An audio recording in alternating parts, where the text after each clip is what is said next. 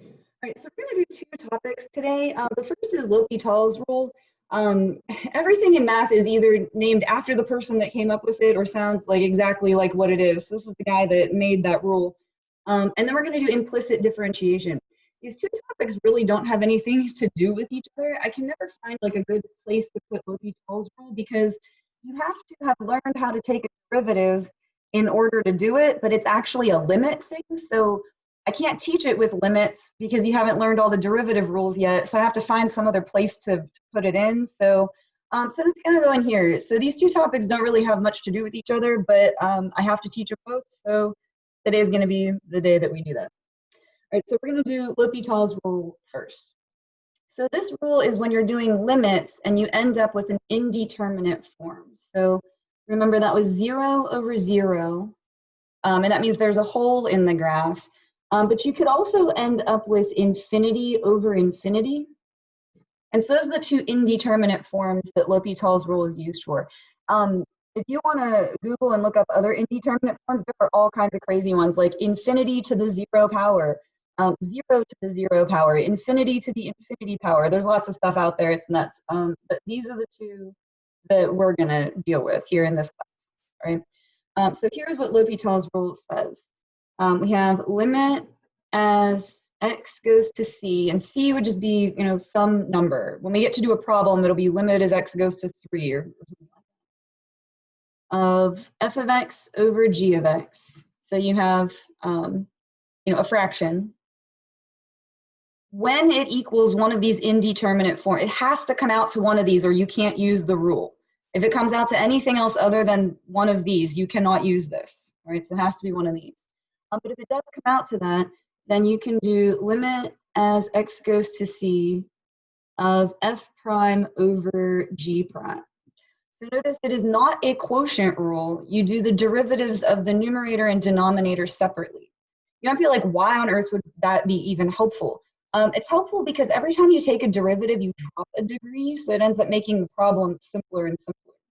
Now, if you do it again and you end up with an indeterminate form again, then you would just take the derivatives again. You could just keep on going. And there's one slight caveat. If f of x and g of x are differentiable. So they have to be differentiable, which makes sense. You have to be able to take their derivatives. So, of course they need to be, but that's part of the rule or the theorem or whatever. All right, so looking at this first one, if this shows up on the AP exam on the free response part, you actually have to do a good bit of writing to show that you're allowed to use L'Hopital's rule. So I'm going to write out every last little thing for this first one.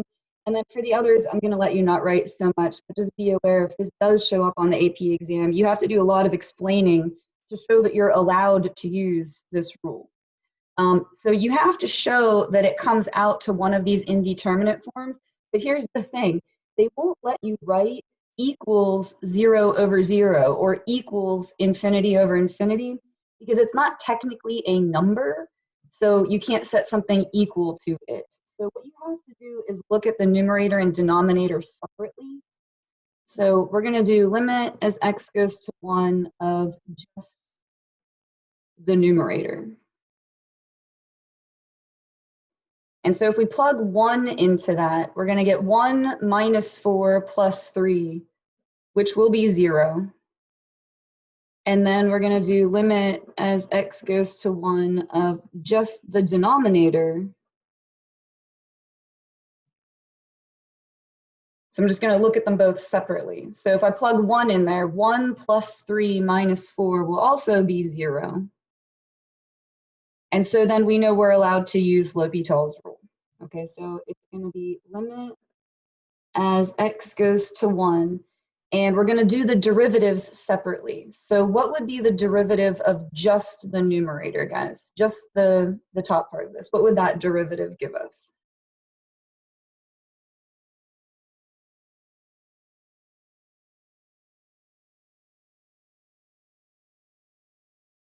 All right, yeah, good, cool, thank you. That would be 2x minus 4. All right, and then the denominator, that derivative would be 2x plus 3. And now we're going to try to plug in 1 again. So if we plug in 1, for the numerator, I'm going to get 2 minus 4, so that'll be negative 2. And for the denominator, I'm going to get 2 plus 3, which would be 5. And so that is our answer, negative 2/5.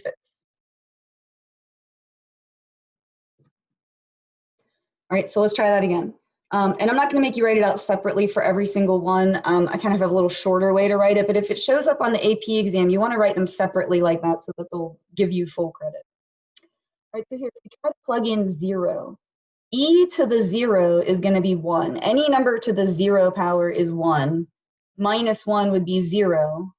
And then if we plug 0 into the denominator, that's going to be 0. So what I would do is just instead of putting an equal sign, put an arrow and just say it goes to form 0 over 0. That's another way you can kind of get away with writing that a bit shorter. But again, on the AP exam, just go through and write them separate just to make sure that they give you, full credit. But for me, you can do this. That's a whole lot shorter. Just show that it goes to one of these indeterminate forms. You just can't put an equal sign. And so we are going to do the derivatives of the numerator and the denominator. So derivative of e is itself, so that'll be e to the 5x. And then that is a chain rule. You have to chain on the derivative of 5x, which would be 5. And then minus 1 is a constant, so that is gone.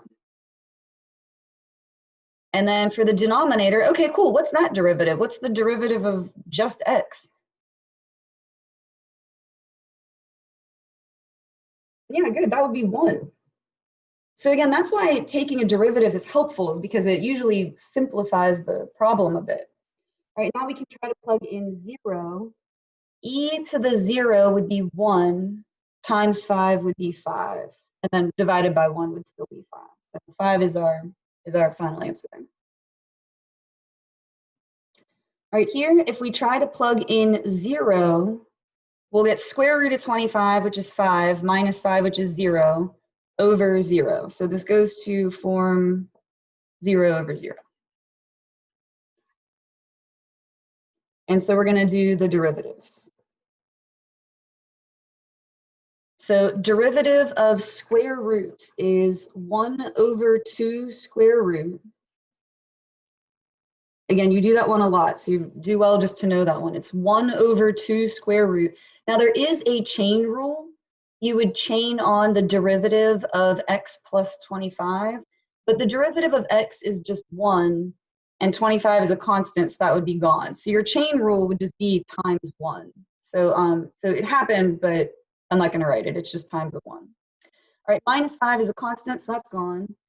And then this is all over the derivative of x, which is just 1. So basically ignore that too, because it just ends up being 1. All right, and then we're going to plug in 0. So 0 plus 25 will be 25. Square root that, you get 5. And then 5 times 2 is 10. So 1/10 is your final answer.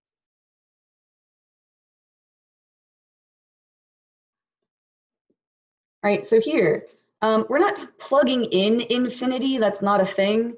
But just think about plugging in like the most enormous number you possibly could. Like think about plugging in like a million, gazillion, bajillion. All right, I know that's not a number. Think about plugging in a billion, right? Ln of a billion. Your Ln graph looks like this. And so as x goes to infinity, that graph keeps on going up and up and up. So that's going to be just an enormous number. So infinity, and then over infinity. So this goes to form infinity over infinity. Again, you can think of it as plugging in infinity. That's not really a thing because infinity is not a number, but that's basically what we're doing here. We're looking as numbers get larger and larger and larger. The point is, we're allowed to take the derivatives. We're allowed to use L'Hopital's rule. All right, so derivative of ln. We haven't done that one in a while. Does anyone remember that? What is our derivative of ln of x?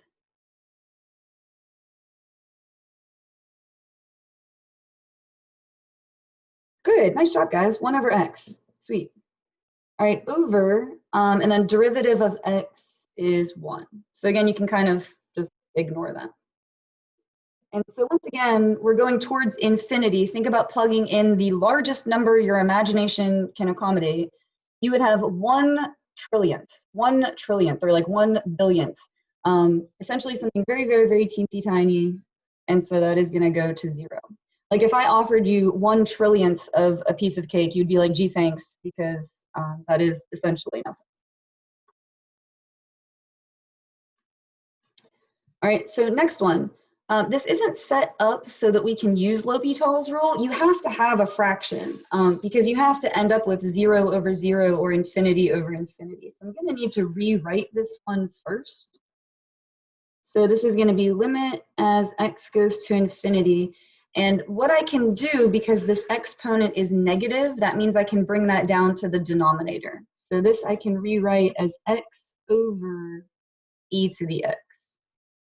Again, the negative exponent means we're dividing by it. So if we think about, plugging in infinity, again, that's not really a thing. Think about plugging in the biggest number you can. The numerator is going to go to infinity, and exponential looks like this. So that's also going up and up and up, and so this goes to form infinity over infinity. And so that tells us we're allowed to use L'Hopital's rule. So we're going to do the derivative. So derivative of just x is 1, and derivative of e to the x is e to the x. And so if we think about plugging in a really, really enormous number, we end up with like 1 over a trillion, which is going to level off at 0. So it's going to head towards 0.